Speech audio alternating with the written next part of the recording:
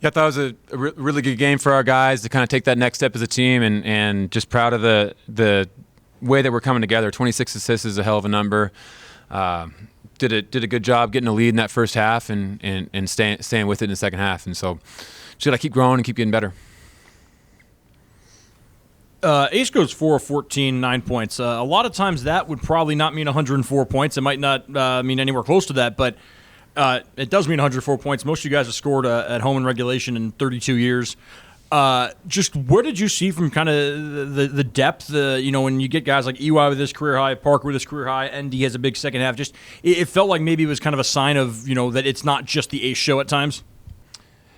I think that's kind of like when our team's playing at their best, whatever the defense is trying to take away, we're going to punish them for it. And they put 2 on the ball a lot with Ace. They were kind of face guarding them and not letting them get threes. And I thought he did a really, really good job of taking what the defense gave him. Like, look, 7 assists? Yeah, 7 assists, 0 turnovers. And I'm pretty sure he doesn't have a game like that this season. And it just shows his growth and maturity and how much he's developing as a player. Like, he got good looks. Like, he's 4 for 14. Like, he'll score more than that almost any other night. But for a night where he's not shooting it that well to be able to impact the game in all these different ways, got a couple loose balls where he's digging those out, created a couple jump balls. Thought he played way more physical defensively, and just like his development as an overall player is just really impressive to see. Was going to ask kind of just about that. There's a lot of freshman scoring guards who they have a night where they go 4 of 14. It might be, 0 assists, 4 turnovers, just kind of checked out of the game. Obviously for him, 7 assists, no turnovers, still made a huge impact on the game. What does it say kind of about his veteran maybe savvy for being just a freshman and just kind of his ability and maturity to affect the game even when he's not scoring? Well, I've kind of touched on this a few times. Like, what makes Ace impressive is not just his talent walking in the door. Like, he was good when he got here.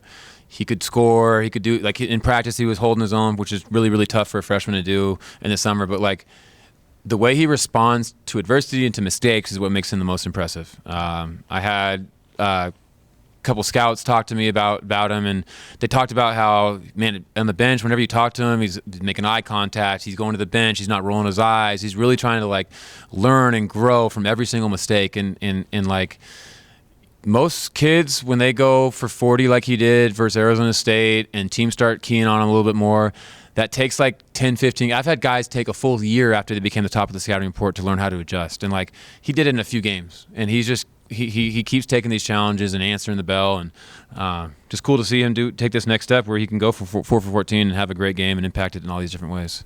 There was one point, I think it was after giving up an offensive rebound in the second half, you turned to the bench and yelled, "That's one."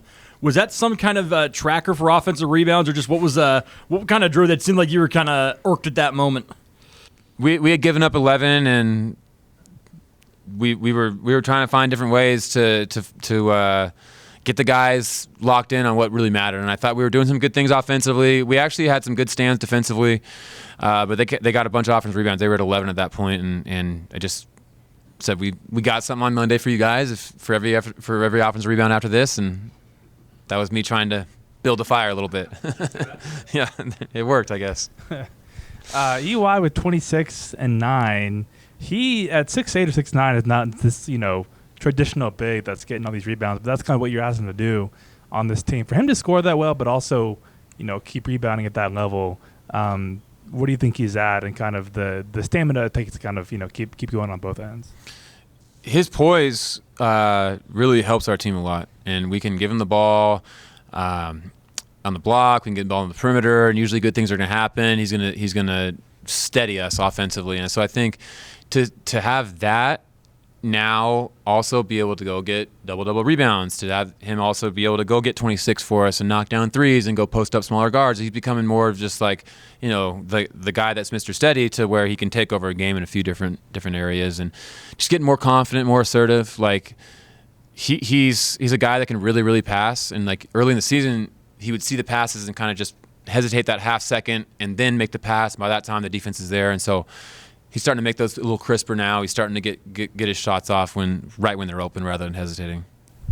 To go from 67 against them the first time in Portland to 104, is it just shots going in? Do you feel like you shared the ball more? Or I guess what was the biggest difference? Ball zipping around, 100%. The way that we're passing, the way we're getting multiple paint touches, I think is something that it's really cool to see how this team's grown in that area, and you know that's a staple of the teams that I coach. Typically, is a high 2-point percentage and a high assist number, and this year our 2-point percentage is climbing to getting back to normal, but our assist number is not where it needs to be, and it hasn't been this season. And I think that's kind of this next step for our team is understanding how to play for each other and build that number up.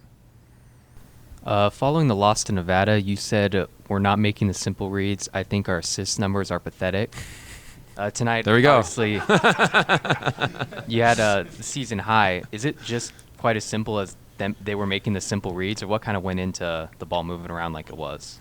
Well, you know, I as a coach, I try to like simplify things for our guys and make it seem very obvious. And when there's long athletes that are pressuring you and they're mixing up their coverages, it's hard to make the simple reads. And I think our guys are just understanding like how to get off the ball a little bit faster, how to like we always talk about how a fast decision, a fast simple decision is usually better than a slow correct decision. And like it doesn't have to be correct. Just make a fast, simple decision, get the ball moving, and usually good things are going to happen if you do that 2 or 3 times in our offense. And so, guys are getting more comfortable with that. I think they're starting to understand what their teammates need. And like you could look at a guy like Audrey, like he's starting to find his way into the paint and play to his strengths a little bit more. EY's starting to find his spots where we can get downhill or play in the post a little bit more. And guys are finding where they're more comfortable in our offense as well.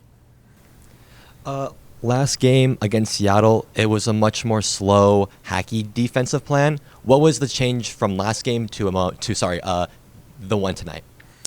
Well, you know, with Seattle U, they do a really good job with some of their wide pins, and they do a good job running a bunch of sets for shooters. With Portland, they got Foxwell, who's kind of just the head of the snake, and their offense runs through him in a lot of different ways.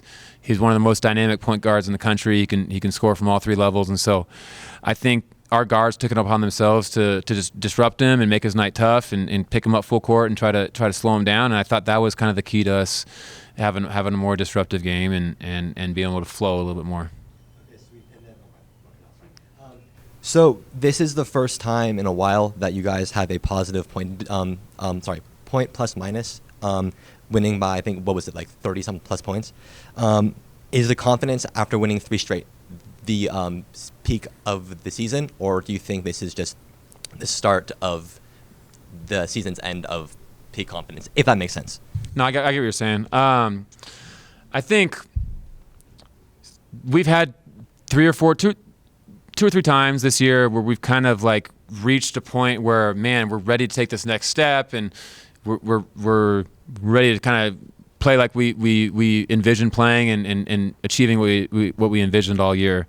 And we haven't answered the bell. We kind of got punched in the mouth a little bit, and we hit that game versus San Diego, a 4-game losing streak. And we kind of talked about how we're only getting a few more shots at this to turn this thing around. And I'm really proud of this team for answering the bell. They had some hard conversations. They looked in the mirror a little bit. We also knew that we were right there. Like we had a stretch where we're really good offensively. We had a stretch this year where we're really good defensively, and so this is it. And we're kind of climbing our way out of a tough spot. We're not out of it. You know, we got work to do, and this is another step with this Portland game, and we haven't won a road game yet in 2026. So that's something we got to go do. Let's go make it 4, but all that matters is that we go show that we can do this on the road now, and then we got another big one, and just keep stacking those and make the next game even more important. I think this is now 3 of the last 6 games Simon has been in double figures. Just what are you seeing from him in this back half of the season to develop his offensive game so much? Just getting way more comfortable, and he's getting more explosive defensively.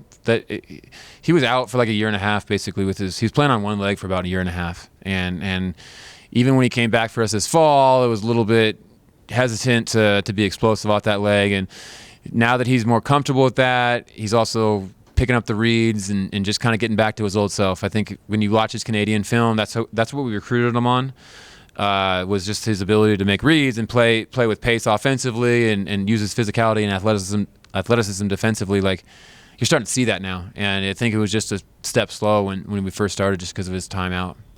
You get 2 wins against him this year. What's fun and what's challenging about coaching against Shante for you specifically? That's a good question. there's a I have probably I feel like I'm blessed to have an amazing family, and I have a lot of friends outside of basketball that I really care about. There's only a couple people in basketball that I've really love and care about, and I spent 10 years with Legs at Eastern Washington. It's weird to play against him. I didn't come up in a way where I was at a bunch of different schools and met a bunch of people and have this huge network. Like, I've got a few guys that I've got. I coached with Pribble and Vic at Seattle and Shantae, and after that, it's kind of I don't know many people, and so he's a person that I really care about, and it's not necessarily that fun to compete against him. You guys gave up 15 threes to San Diego. Since then, you've given up 14 in the ensuing 3 games, under 27%. Has there been just a shift in what you guys are emphasizing with three-point defense? I think it got to a point where teams in WCC play were shooting 41% from deep, and obviously the last 3 games that number has come down considerably. Well, I think there's a lot to it. I think we were doing a decent job with some of our coverages. We weren't playing with the force we needed to in a few different ways. That shows is teams were killing us in the post. A big way that shows is they were banging threes because we didn't have high hands. We weren't closing out with force and urgency. And I know it sounds silly, but you go watch a Houston practice or a Houston game or some of these elite defensive teams. Every single closeout, there's a high aggressive hand to break rhythm, even when it's a non-shooter, even when you don't think it matters. I just think that that consistency that we lacked for a few games this season and just got away from that is really important. No, you said before the game on the radio show that Emmanuel was suspended for a violation of team rules. Just what's the update on that in terms of longevity and so on? We'll get an update on the longevity of that here as soon as we can, but nothing besides that. So violation of team rules, is that the reason? Yeah. Okay. Do you want to that's all I've got today. Yeah. Okay. Ree, I know I've asked you about Ree 1,000 times, but he's shooting 55% on threes over his last 4 games. I'm wondering this might be a tough question on the spot. Where does he rank in terms of the best shooters you've coached in your career? Man, me and Pedro were talking about that last year, and he it was the summer he was here. We have a couple shooting drills that we do that are consistent that we've had ever since I was an assistant, and one of them was Tyler Harvey and Steele Venters and Angelo Allegri, guys that are amazing. Cedric Howard has turned himself into a really good shooter by his last year, and Pedro mentioned that he was Steele level, and I kind of scoffed last summer, and he's getting right up there. I don't want to rank these guys. I love them all, but it's pretty cool to see how he's developed. And I've told you guys a million times, he's been doing this all year. He's just had some bad luck with the injuries and getting rhythm. And I think it's great to see him have some confidence and rhythm like this. Coach, thanks for your time. Go Cougs. For both of you, basket just seemed about 90 feet wide today. I mean, not a whole lot of missing from either of you. Just what were you seeing in their defense, and just how were you guys able to knock down your open looks? I think we went through their defense very well in practice, and I think it just came down to us shooting the ball. I think we did a great job, especially our guards. Both of them had 7-9 assists. I think it came down to that. If someone says Ace Class is going to go 4 or 14, have 9 points, it doesn't usually mean 104 points. Instead, you guys, kind of showcase your scoring depth. It's the most points at home in a regulation games in 32 years. Just what do you think it says about the team that, even when maybe your leading scorer doesn't have his best game scoring-wise, he obviously creates for others, but then you guys can still put up 104 points? We know they're going to be aggressive with Ace, especially ball screen-wise. We knew they're going to come in and 5-red most of the ball screens. So I think Ace did a great job of getting off the ball. He had 7 assists. He found open teammates, and he took the shots that he had. Even though if he went 4 for 14, we know he's going to make those shots. So next game they're going to fall. But he made great reads off the ball, and yeah.